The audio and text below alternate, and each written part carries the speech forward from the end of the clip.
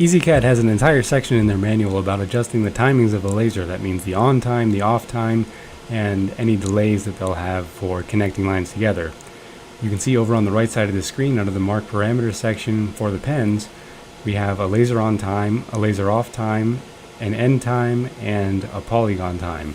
So for the laser on time, the manual describes this as a delay in starting the laser to begin a line. The off time, same thing, delay in and turning off the laser. And the end time is when you're finished marking a bunch of vectors, how long does the software wait for the hardware to catch up? So again, a delay. And lastly, this is for polygons, and this is lines connecting each other that aren't the start line and aren't the finish line. But this can be a negative value, this laser on. And I did play with mine and I adjusted it, and I'll show you how to do it. I've got the manual here and you can see they run through it. They give you a little guide here on how to set this up. So you make a 40 by 20 rectangle and you hatch it with very large spacing with 1 millimeter spacing, and you set up these settings. Some of these things don't make sense, like the 5 kilohertz frequency. Maybe that's for a different kind of laser, but mine only goes from 20 kilohertz to 80 kilohertz.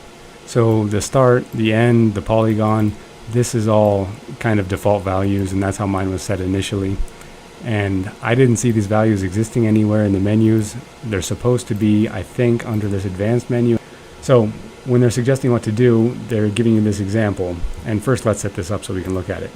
So we're supposed to draw a rectangle and dimension it to 20 by 40 or 40 by 20. So apply that. We'll send that to the origin. And then we'll hatch it, and we're going to hatch it with this unidirectional pattern. We'll leave mark contour on, enable the hatch, we'll leave all calc on. We can average distribute the line, no cross hatch, 0 degree angle, 1 millimeter line spacing, and no edge offset. Say OK, and we just get a bunch of lines. So that looks good. What we're going to do is set this, and I think they want you to do it at something like 500 millimeters per second, 50% power, and they said 5. We'll leave it at 25 kilohertz frequency. So this is going to be our default pen here. And I think the value for laser on started at 300, so that's where I'm going to put it for this. All of these other values should be the defaults.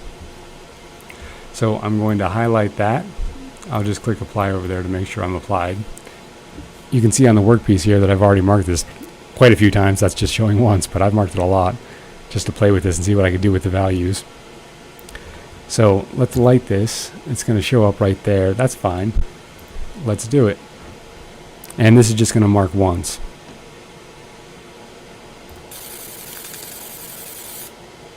Okay, so you can see the direction. It went left to right, and then it finished the contour in a counterclockwise fashion.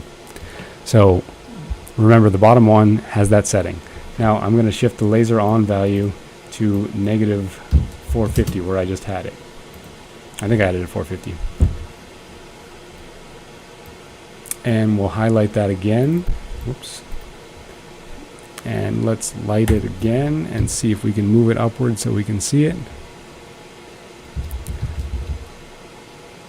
Okay. So all settings are the same except for the laser on value. And let's mark it again. All right. So we've got both of those, and now I'm going to take this to the little USB microscope I have, and we'll look at it on the screen on this digital viewer. So this is our marking up close. So we kind of have to find where we are. So this is the first marking, the lower marking that had the on value of 300. So that should be a delay. And if you can sort of see it, I know it's not very easy to see. I'm going to grab the camera as well and look at the screen. So this is what I'm looking at. This is the little microscope. And we're looking at this first marking here. So we're down in this bottom corner. So on the screen, you can kind of see that there's a disconnect right here. So this is our line. This is where the contour is, and that's where we started marking right there. So if we go up, and I'm going to kind of move this, you can see all of those lines are starting just beyond the contour line. That would mean our laser is coming on just a little bit too late. So we want to speed that up.